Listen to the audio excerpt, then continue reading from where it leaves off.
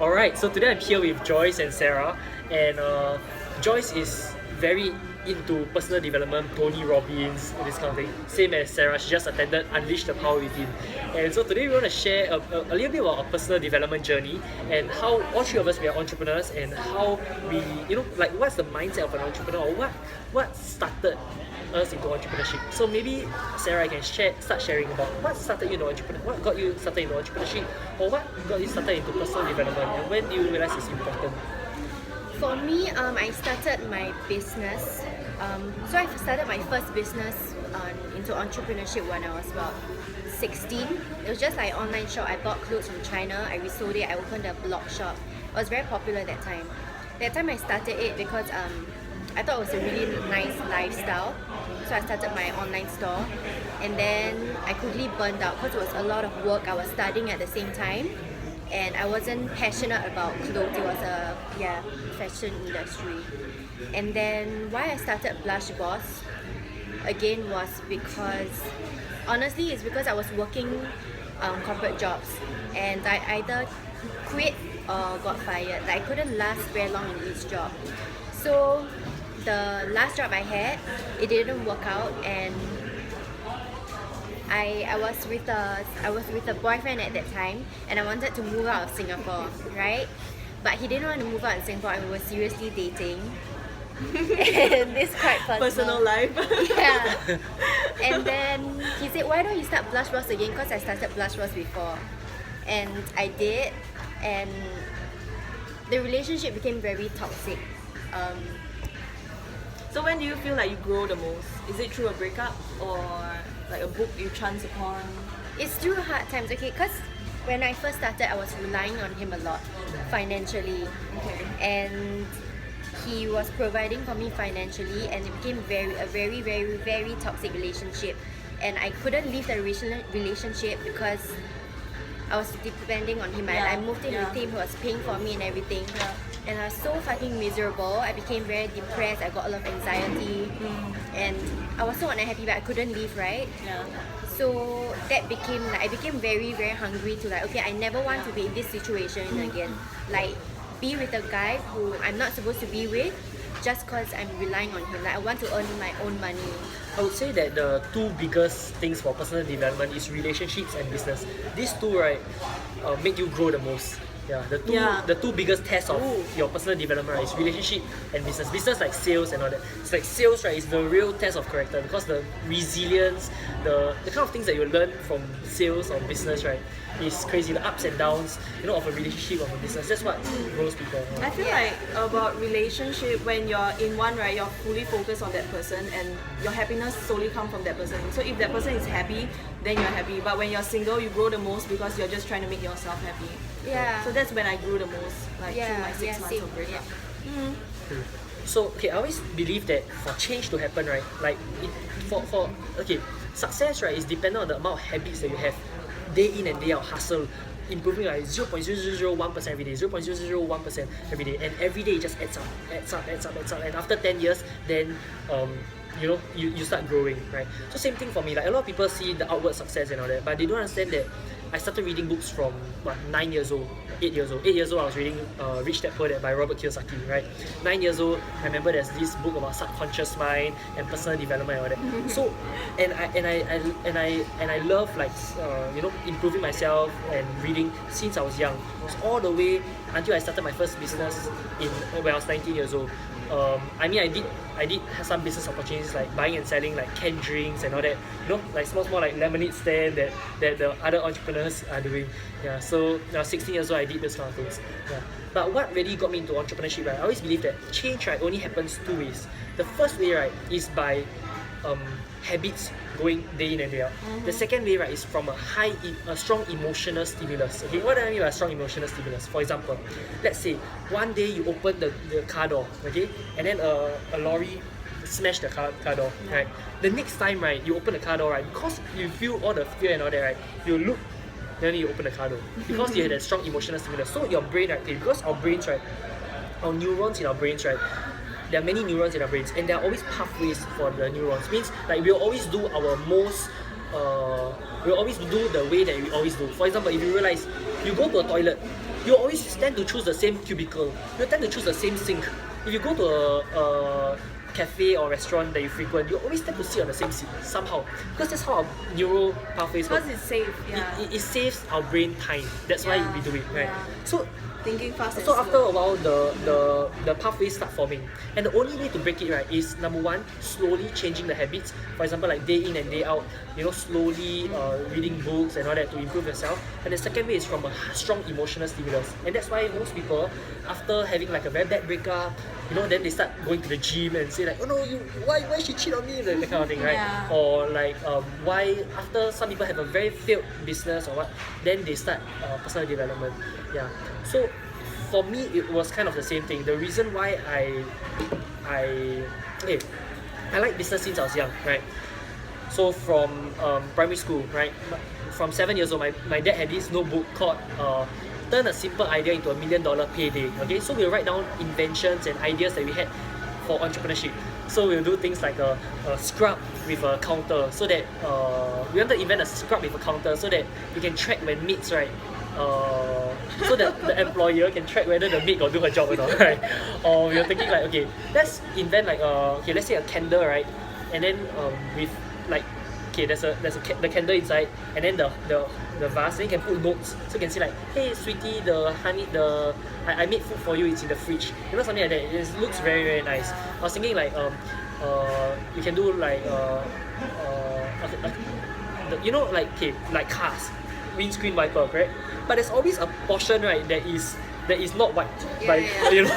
So I always hated that. Can I create an invention where I have like a roof or something, right? So that there's no white and there's a mirror or whatever. He's so annoyed by that area there. So these were the kind of things that I was thinking about from the age of 7 years old. So since 7 years old, I was thinking, how can I turn a simple idea into $1 million payday?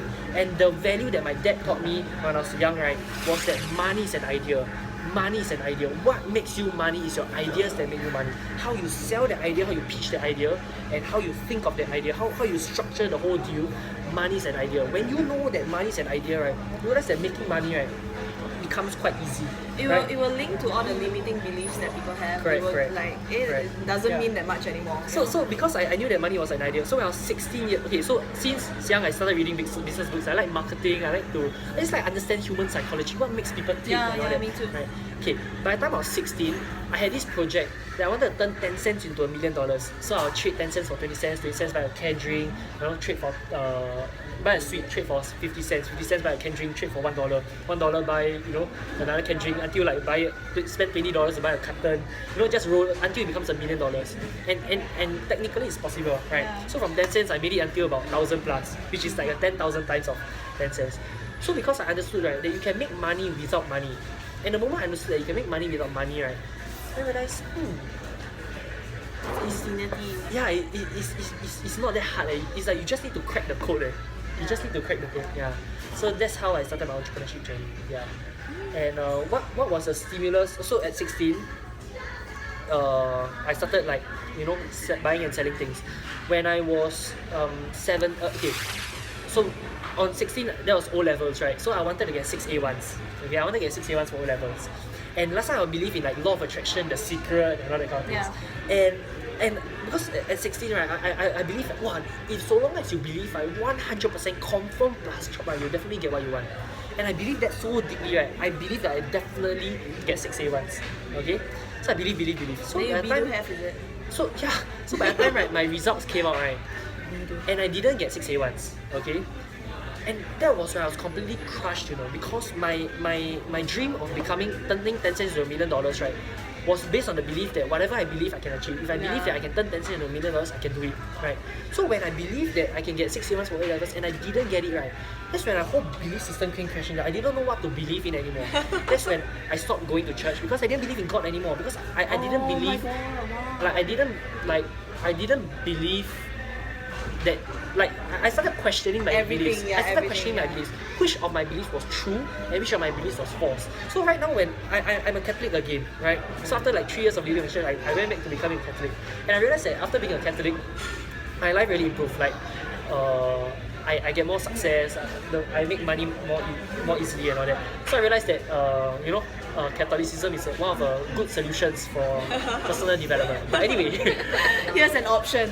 but anyway, so right now when I'm a Catholic, right, my beliefs, right, I don't blindly believe everything anymore. I don't blindly believe that Jesus died on the cross. I don't blindly believe that Mary was a virgin. I don't blindly believe that these kind of things. I don't blindly believe them anymore. Just because the church says it is doesn't mean I believe it. So okay, that's when my whole belief came crashing down. So after I went to Polytechnic, right, Singapore Polytechnic for 3 years to study business admin, right. I could have gone to a JC, but I decided to go Poly because I wanted to learn business, and I know JC cannot teach me business. Right? Okay, so I went JC. Those 3 years of my life, right, were my most human years, because I always knew that since young I was a little bit different. I was just different. It's not better or what, but it was just different. I just found it very hard to fit in with the crowd. But those 3 years in Poly was when I was the most normal or average. And actually, one of my greatest fears in life, right, is being average. One of my greatest fears in life is being average. Yeah, I just hate being average. I don't know. I'd rather be the baddest person or the worst person, the worst gangster, right? Or I'd rather be the most successful. It's like one extreme right? to the other Yeah, extreme, but I right? hate being Not average, in the you know. middle, right? So I mean that's what you call electrifying, right? The polarity, plus minus. Okay.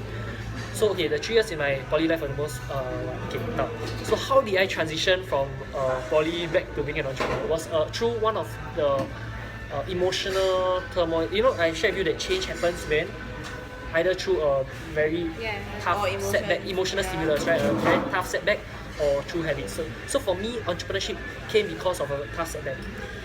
So what happened was, my class, right? Okay. So after that, right, I was talking to this girl, okay. So I'm not close with the guys in my class, but I'm close with the girls in my class, okay. So but I introduced the girls to the guys, so like I bridged them together, okay. As I started bridging, right, and somehow guys, right, when they see that other guys talk to other girls, right, they somehow get jealous. So they start, do you agree? Social dynamics, like it's a natural thing. Like when a guy talks to other girls get jealous also. Or when you think that, oh, she's a slut, oh, he's a fuckboy. I don't know. Like these kind of things just naturally come into place. It depends. It depends. Now not anymore. Yeah, now maybe. not anymore, right? I But used when to, you're younger, I used to, okay, when you're younger. So when you were younger, like in poly days, that was their thinking. So somehow, right, I was labelled like a fuckboy in class and all that. They thought that, wow, I wanted to game the girl in my class and all that shit. So one day we went clubbing and all that. So wow, they protect her from me, like as though I was some predator or something. Yeah, that's one of the worst. Okay. So because of that, right, because I knew that I was excluded from the social circle already, so I decided to just, like, I'm the type of person, right, that if people choose not to add me into their party, I'm happy by myself, I don't need them. So I in school I started reading books. So I read the first book, which is How to Win Friends and Influence People. Obviously, right? Because I needed to learn how to win friends. I thought, how can I lose all my friends, right? Okay. So I read the book. So I read that book in 3 days. So it was like a 200-page book. I read in 3 days. So I realized that, I could read a book in 3 days. That means it's possible for me to read a book in 1 day. So the next few weeks, I kept borrowing a lot of books from the library and all that. And I started reading books. I finished a book in 1 day. So yeah, my highest record is finishing 3 books in 1 day. Okay, no, not 3 books. Okay, that's a lot. 1 book and 2 halves in 1 day. Okay, so like maybe 2 books in 1 day. Yeah, and then I started, like reading, right, is something, right, that is trained.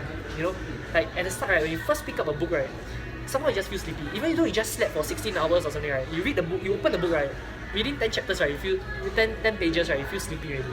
Something you have to train again As and if again. you're reading something you're not interested in. No, even if you're interested in, because you have trained it already, so you don't understand how it feels. You go and try, right, 1 year you don't read, right, then you read again, right, your brain cannot concentrate, right. Like for you, right, just now doing meditation and all that, right, you could remain your mindfulness, you didn't even know what was happening around you. That means you were very focused on your body, right. That's because you have reached a certain stage in your personal development. Whereas if you just started, right, trust me, you cannot. If you started smoking cigarettes and drinking alcohol and all that, right, you're like, I always believe, okay, everything has a frequency. Okay, there's this book by David R. Hawkins called Power versus Force. So it says that every emotion has a vibration. Like guilt, shame, anger, this kind, they have a certain vibration. Whereas enlightenment, peace, love, they have a certain environment. The food you eat has a certain vibration. McDonald's has a certain vibration. KFC has a certain vibration. Nice, good salmon, beef, these kind of things have a certain vibration. Bulletproof diet, these kind of things have a certain vibration. Crystals. Her crystal has a certain vibration, but then she believe one. Yeah. So all these affect your mood, all these affect your positivity. Okay, back to the story. So how I got into entrepreneurship. So I started reading a lot of books. Then one day my friend asked me like, hey, I got this healthy food delivery business. Let's start a business together. I got an investor who can invest 100,000 in the business. That was good experience. So I was thinking, okay, if this guy has $100,000 to invest in the business, I don't risk anything. Right? At the most, I risk my time. Maybe I lose my time, but I don't lose money anyway. So I thought, okay, let's start a business. Because when I went to business school, I realized how tough business is. When you really understand what's Porter's 5 forces, like industry, the whole industry analysis, what is like barriers to entry, bargaining power with suppliers, bargaining power with, all the technical things, right? You realize, wow, business is so complicated. Then you realize that, wow, it's actually not easy to start a business. Yeah. So I kind of lost confidence with doing business until this opportunity came by, and he said that he has an investor that can invest 100k in the business. So that's why I started Bullet Express. Yeah, so I started Bullet Express. The peak was when we had DBS Bank email 10,300 of their staff to advertise for us. Yeah. So the business just went on and all that, but eventually it didn't really take off because I decided okay, one thing about business, right, is the partnership issue. That's one of the main things, right, of any business, and that's one thing that you need to manage very well. Like, how do you make sure, right, that everyone's happy? Imagine there are 5 partners. How do you make 5 partners happy? Imagine there are 3 partners. How do you make 3 partners happy? So what happened was mainly a partnership issue where the guy wasn't contributing, right, to the business, and I decided that I didn't want to work hard to make someone else money, right? Like, I always believe that in equality. Equality doesn't. I always believe in justice. Okay, justice doesn't mean equality. Equality means everyone's equal. But justice means if you put in this amount of effort, you get this amount of results. You put in this amount of, you get what you sacrifice for. There's no free lunch. You have to be of value to the business. That's why I like all my business partners, I make sure that they add value to the business as much as I've added. But I believe in a 51-49 relationship. I don't mind giving more in the business. I don't mind pumping in more cash. I don't mind putting in more time, more effort and all that. I don't mind putting more in the business. 51-49, but it cannot be like an 80-20 kind of thing. It's not when the weighing scale is too tilted, right?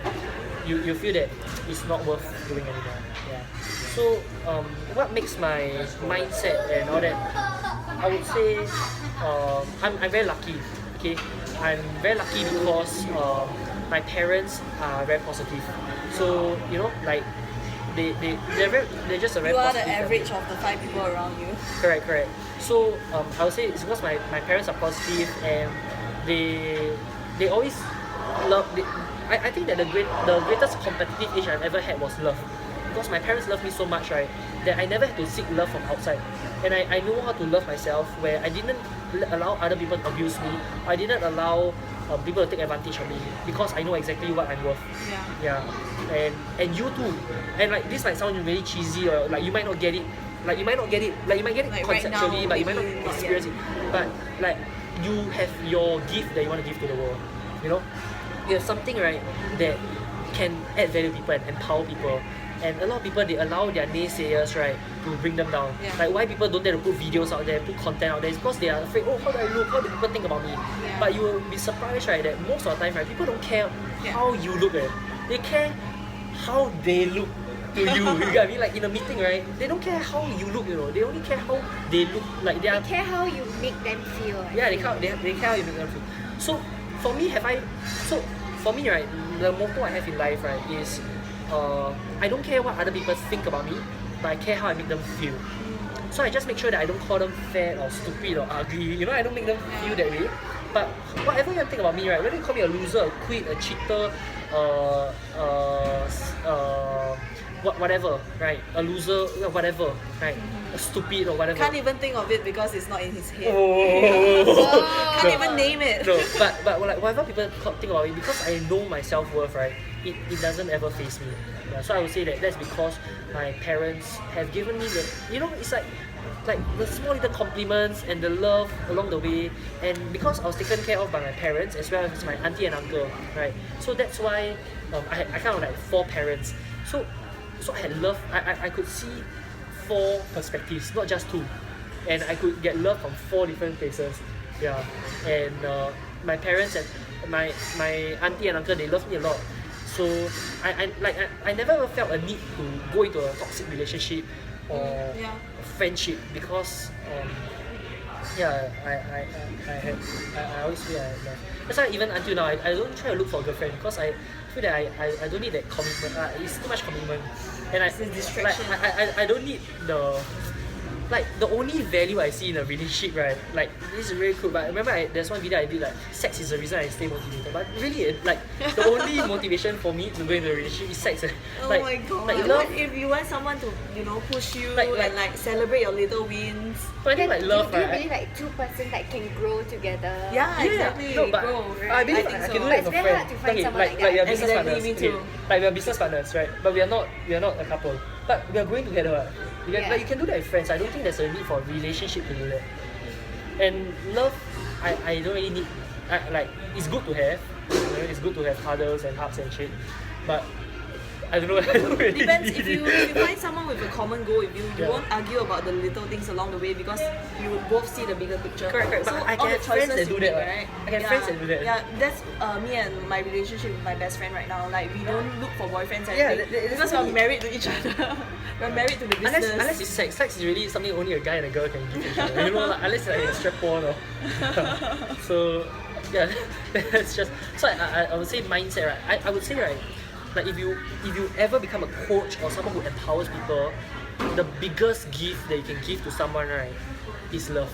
It's not information and all that, it's love. Like whatever I'm giving to you, right, it's not information, it's not, it's my energy, it's my vibe, it's my love. Frequency. My love for you, my love for you to improve yourself, my love for you that is the most value, I would say, in a video like that or in a meeting or this kind of things. Like it's my it's like Gary Vaynerchuk, like what the most value you can get from him, right, is his love for you. The most value you can get from Jesus, right, is his love for you. From Osho, Sadhguru, is their love for you. You're always like referencing Gary Vaynerchuk, right? Yeah. How come? Because most of my content, right, I learned from him. So Tai Lopez. Tai Lopez as well, yeah. Tai Lopez, Gary Vaynerchuk, Tim Ferriss, and JT Fox. I learned branding from JT Fox. I learned marketing and experimenting from Tim Ferriss. I learned marketing from Tai Lopez. And these are I learned social media, like content creation, from Gary Vaynerchuk. Like, these are the kind of people that you wouldn't seek out if it wasn't for your business, right?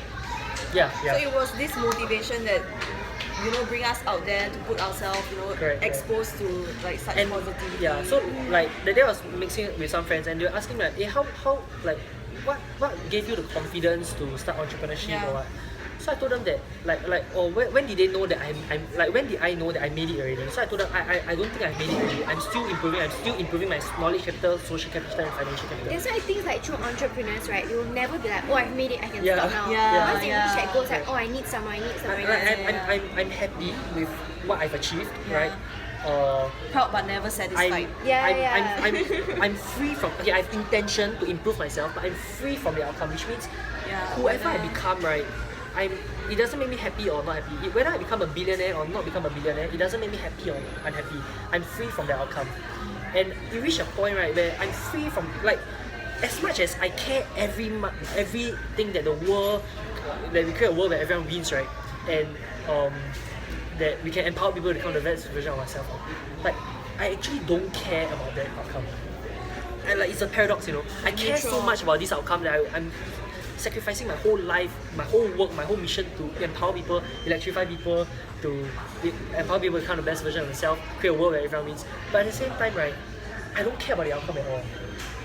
It's like I don't Just care, that right? you tried. Yeah, it's exactly. It's like I don't care if the sun dies and the whole humanity is wiped out. It doesn't faze me at all because everything is perfect the way it is. Yeah, I can't reach a stage where it really doesn't matter. We started with business and now we're like, and No, it's all about philosophy, right? Yeah. So I wrote a book when I was 18 years old. Enlightenment, yeah. Right, I wrote a book when I was 18 years old called The Illusion of Right and Wrong. So I was talking about what is right and what is wrong. Right. So a lot of people think that, like where does our right and wrong come from? Is it from religion, from the law, from conscience, or from society? Where does our right and wrong come from? So I kind of understood that actually there's no such thing as right and wrong. like right and wrong, right, is relative. Means it depends on our perspective. Yeah. So that's a good idea. What about you? What started your entrepreneurship journey? I started my entrepreneurship journey because I was interested in fitness and health. And then I actually did my first video about how the chemicals in my brain changed when I started exercising, which made me more focused to read books and go out there to seek motivation just for exercising. But on the way, right, I realized that exercise actually linked to everything else. Like what Tony Robbins said in his seminar, right? Like you have to get your exercise first, your physical health first, then you can achieve everything above. So it was like an accident where I, fall into this hole, and then I started learning about entrepreneurship. What hole? What hole? Like this whole of like personal development, where I started reading law of attraction books, and also do you really think stuff, do you really think like whatever you believe, right, you confirm 100% attract? Depends, I don't know. Like I feel it's you're just playing with your subconscious mind. Law of attraction is another way of saying, to me another way of saying like subconscious mind. When you focus on something, it grows. Okay. So if you tune your subconscious mind to focus on that thing, it will grow. Okay. So that's how you attract it, I guess. Okay, I share with you. Okay, there is a spiritual side to law of attraction. Like Everyone is everything has a connected, frequency, everyone has a vibration, Yeah. and then like when you tune your subconscious mind to that vibration, you attract that. Okay, but I share with you the science side behind it. Okay. Look around you, right, for 3 things that are red. Okay, look around you for 3 things that are red. Okay, You look around said you. this before. I know what you're gonna Let's say. say this before. Tony Robbins did it in his seminar as well. Okay, look for 3 things that are red. I Okay, found for the it. benefit of her, right? Okay, Yeah. you found it? 3 different things, Yeah. Okay, close your eyes.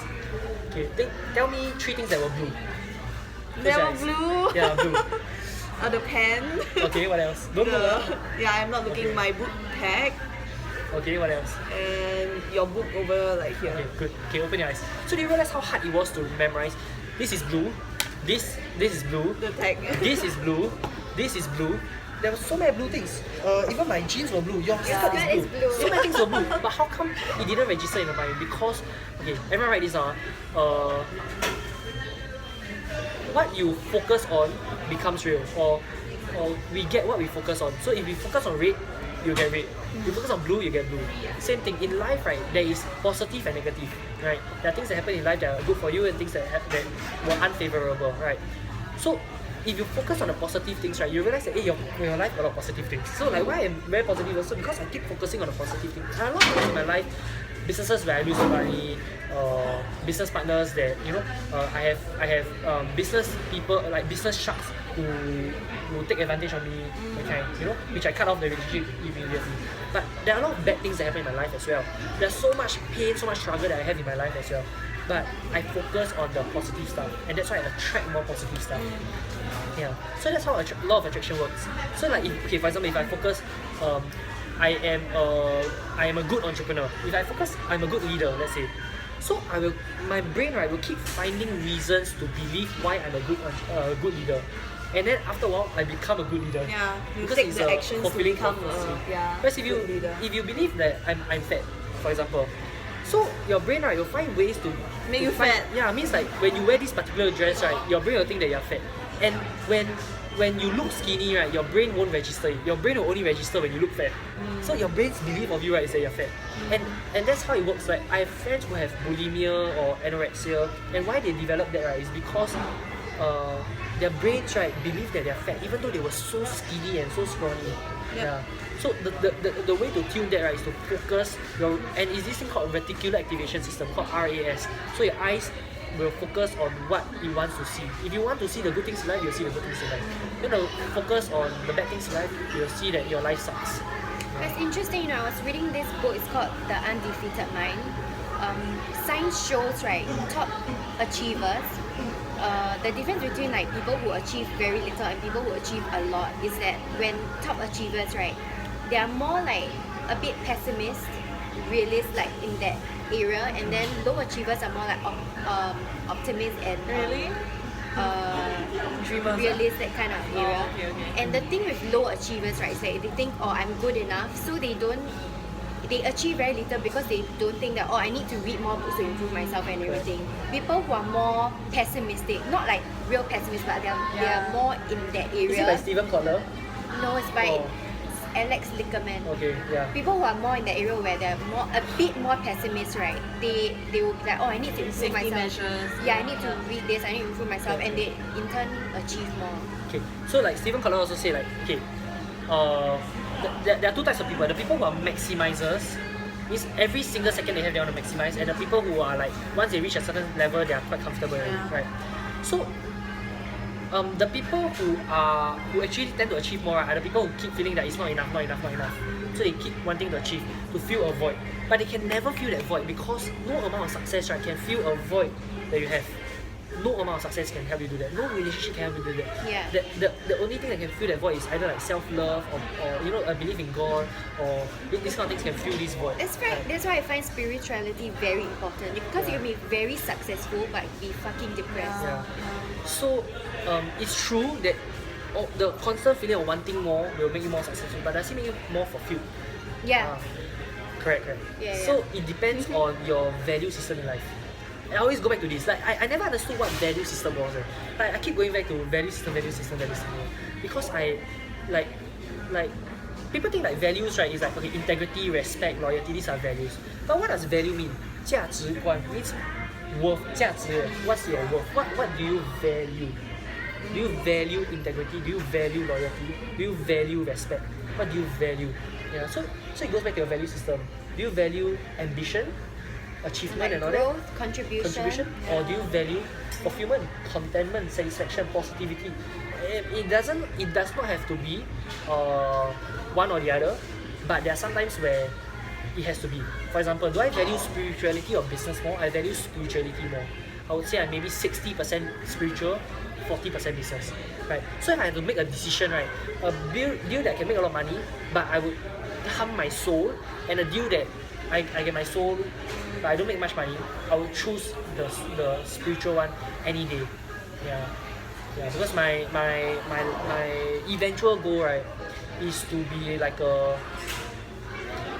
a Osho or Sadhguru or Buddha. This kind of people. Maybe I run my own cult, and then I go to like America, and I'll go to Philippines, get one island, and then I just I see myself more as a teacher. I want to be a teacher where like I'm an experimenter, experiment in my life, and I want to teach whatever. That's why I'm very open with sharing. Even trade secrets, like how to build a Facebook page of 4,000 followers. These are trade secrets that even people in my industry don't know. But I don't mind sharing a video or out in the open because I don't believe in keeping things. And I'll always be one step ahead of other people. So I'm very willing to share my business secrets. I feel like that's what everyone that is putting themselves out there are trying to do. They are trying to like share what they know, because they hope that it will help someone else the way it helped us. I think now, right, it's like there's so much information online. Yeah. Like Matt Cuban wrote a book. He said that he learned a lot by reading books, and the thing that he found very fascinating was whatever he read and made him money, anyone can do it. It's whether they want to pick up that book or not. Yeah. But so why do you think, right? So many people are like, I want this, I want $100 million, blah blah blah. They just like they only say. Like some people they only say and they don't do anything. Some people they say and they really hustle. Like what makes people Maybe like that? they haven't, okay, other than change, right, like emotion and like daily habits, right, I think in order to change you have to figure out what is that thing that is The holding why, you back first. No, not just the why, but what is harming you. You can't, you have to define it in order to change it. You It's understand? usually fear, right? People Why people change. why people don't take Don't, action. Okay, it's based on values. Means Values. okay, what makes people change, right, is whether they value the growth or the fear more, or the comfort more. Means like it's like, okay, for example, it's like everyone, right, every decision we make, right, is based on like a risk analysis and whether this thing will add value, whether they perceive that this thing will add value to them or it will take the value away from them. So like whether they meet this person will it add value to them or take away value from them. So whether they go into this opportunity will it Or maybe it's add not value to them even, or take away from them. maybe it's not even like so like complicated. Maybe it's just like survival instincts. We have been doing this for a while and this has always been safe. So let's keep doing it. Yeah. So it's just a brain way of saying Correct. you want your gene in the gene pool, you better stop, taking risk. So Yeah, true. Yeah, but nowadays, you see the danger is not even like life-threatening anymore. But people are still stuck with our evolutionary kind of mindset. Okay, yeah, that's the one thing about success because, like what forces us to grow, right? Human beings and all that to grow, right? Is survival. Okay, two things: survival and sex, right? These are the survival and mating. These are the two things that make human beings want to grow. Why